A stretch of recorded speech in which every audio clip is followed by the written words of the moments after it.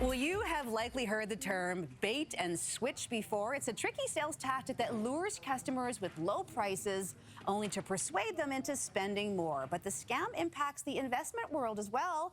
Here to explain how this is Peter Sashecki from Everything Financial. Good morning, Peter. Good morning. The old switcheroo, the old bait and switch. Yeah, we hear about this in a lot of different areas of our lives. But what does this look like in the investment world? This is where, and it always raises its ugly head when times are very volatile like they have been the last year and a half with low markets, where they bring you in and they promise you great things on the other end, and they're going to make you tons of money, and look what they could have done for you if you were only with them at that bank or mutual fund company before. How much more money they would have made you. So what are they swapping out exactly? What is what's the bait and what's the switch? Yeah, exactly. What they do, the first thing they want to do is they want to look at your statement. But we talk about statements to see what your fees are. They don't want to see fees. They want to look at the structure of your investments.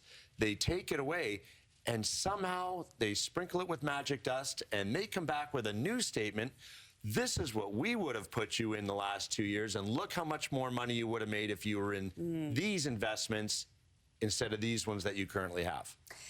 Is it a type of fraud, or is it just a matter of people being unaware and not having the information to... Unaware, it's what it is, it's really good salesmanship, I'm telling you. If they can convince you that that's what you would have had, and that's what they would have provided for you, and you fall for it, you know, they say, buyer beware, but there's things you can do to make sure you don't get caught in the old switcheroo. Yeah, so how do you avoid becoming a victim then? When they, first off, you shouldn't, if you give them a statement, the statement should only be, you should basically redact everything and just show how much you have in a TFSA, how much you have in an RSP, RESP, etc., all those other accounts. But if you want to have a little fun with it, because I'd never be about that and being cynical at all, but you give them the statement, and then when they come back with this magic choice of mutual funds that they would have sold you, just look them in the eye and say, okay, within the next 5 minutes, show me 5 clients who had that exact portfolio that you're saying you would have had me in 2 years ago.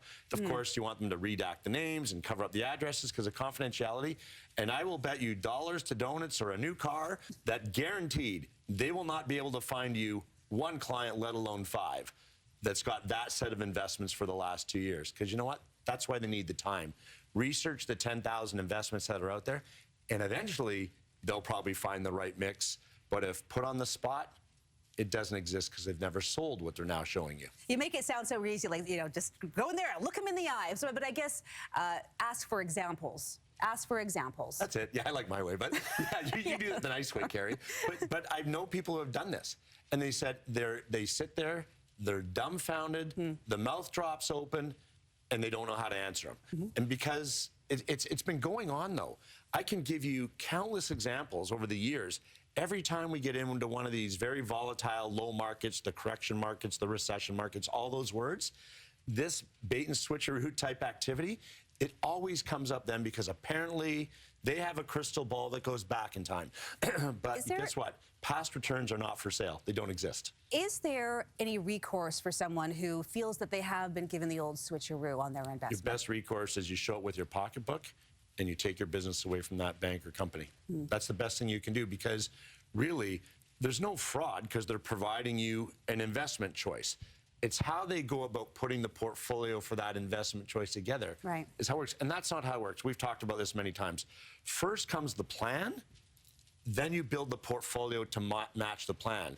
And your financial plan is not a sale of mutual funds or investments. It's an actual plan. All right, this is really good information. I don't think a lot of people were familiar with this bait and switch. So thanks for shining a light on it for us, Peter. You're welcome. All right, have a great day.